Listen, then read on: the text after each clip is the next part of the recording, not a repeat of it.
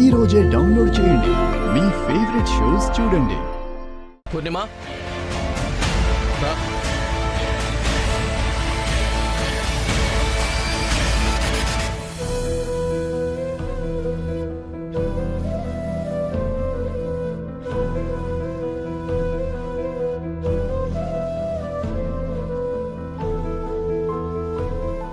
ఇప్పటికీ నా మనసు కనిపిస్తుంది. అదిగో ఆ మధ్యలో ఆ సొరుగుంది కదా, అందులో ఆ గది తాళం చెవి ఉంటుంది.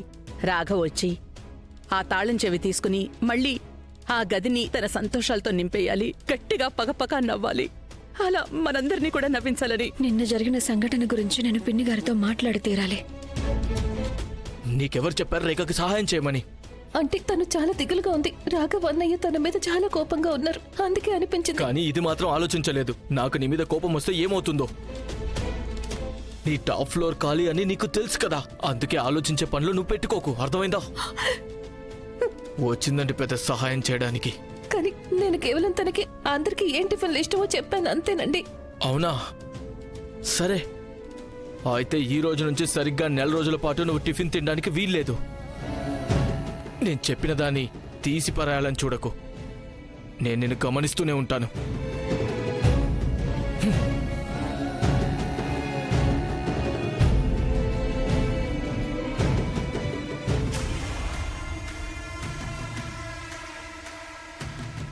పిన్ని గారు, నాకు తెలుసు నేను చాలా పెద్ద తప్పు చేశాను.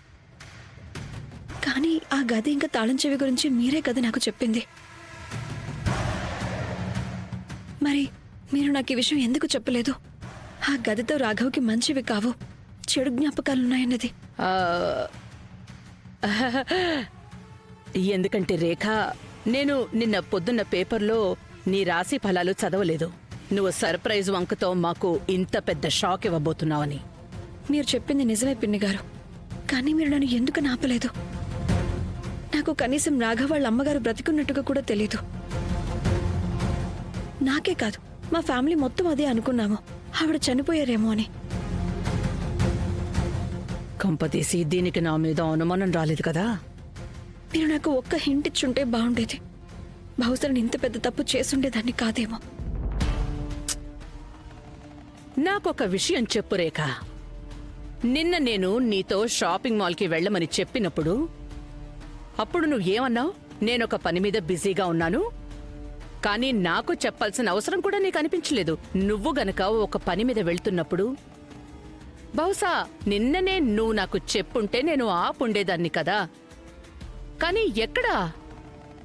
నువ్వు ఎప్పటిలాగానే నీ ఇష్టానుసారం చెయ్యాలని, సర్ప్రైజ్ చెయ్యాలనుకున్నావు. రాఘవ దృష్టిలో హీరోయిన్ అయిపోవాలిగా.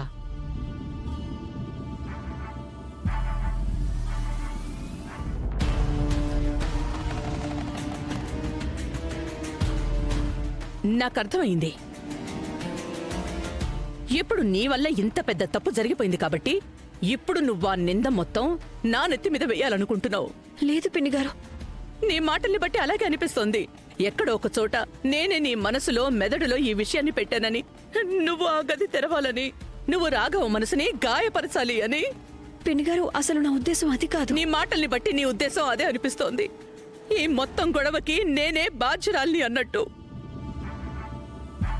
నీకు తెలుసా రేఖ, నా చేతిలో కూడా అన్ని గీతలుండుండో అంతకంటే ఎన్నో రెట్లు ఎక్కువ సార్లు నేను నా రాఘవ గాయాల మీద మందు రాసుంటాను. పిన్ని గారు, మీరు నా మాటల్ని తప్పుగా తీసుకుంటున్నారు. నేను తప్పుగా అనుకుంటున్నానా? నేనా? అమ్మా దుర్గమ్మ తల్లి, ఇప్పటికిప్పుడే నేను కాలి భస్మం అయిపోవాలి. నేను గనక నా రాఘవని బాధ పెట్టాలని ప్రయత్నించుంటే.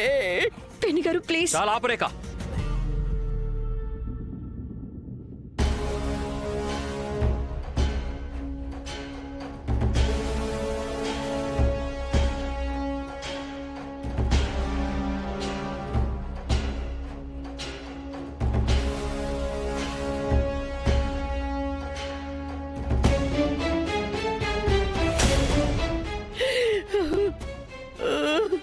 అత్తయ్య, మీరు బాగానే ఉన్నారా? నేను బాగానే ఉన్నాను.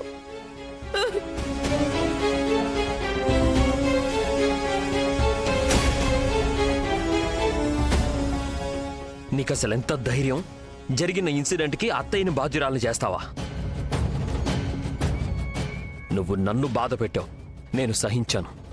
కానీ ఇప్పుడు నువ్వు మా అత్తయ్యని బాధ పెడుతున్నావు. లేదు రాఘవ్. ఇది నేను ఎప్పటికీ సహించలేను. అత్తయ్యకి క్షమాపణ చెప్పు. కానీ రాఘవ్, నేను చెప్పేది నీకే, క్షమాపణ చెప్పు. రాఘవ, ఇంకే విషయాన్ని వదిలేసి. లేదత్తయ్య, తను మీకు క్షమాపణ చెప్పి తీరాల్సిందే. అత్తయ్యకి సారీ చెప్పు.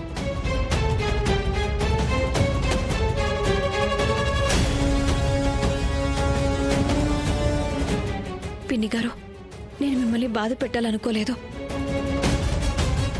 మిమ్మల్నే కాదు, నేను సారీ చెప్పమన్నాను, సంజాయిషి చెప్పమనలేదు. ఐఎమ్ సారీ పిన్ని గారు.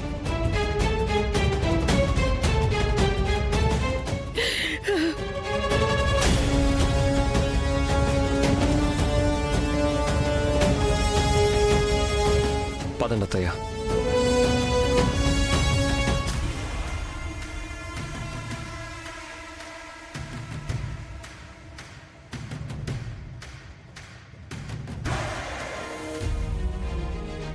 రేఖా, ఐఎమ్ సో సారీ. నేనెప్పుడూ నీకు సాయం చేయలేకపోయాను.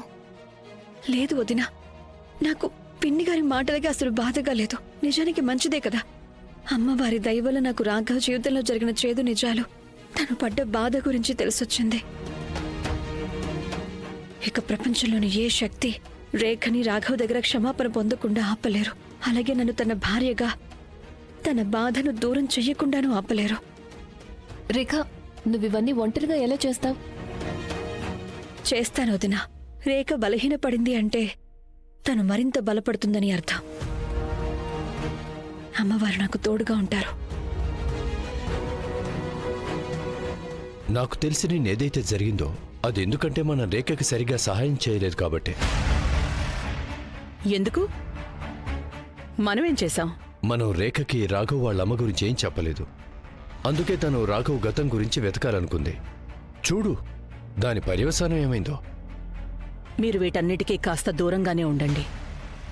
చూడండి, అప్పుడు రాఘవ వాళ్ళ అమ్మ ఈ ఇంటి నుంచి వెళ్ళిపోయిన తర్వాత నేనే ఈ ఇంటిని చూసుకున్నాను.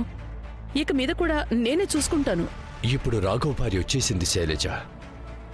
ఇప్పుడు కూడా నువ్వు ఇంటి బాధ్యత మొత్తం నీ భుజాల మీదే మోస్తానంటే అది అంత మంచిది కాదు కదా.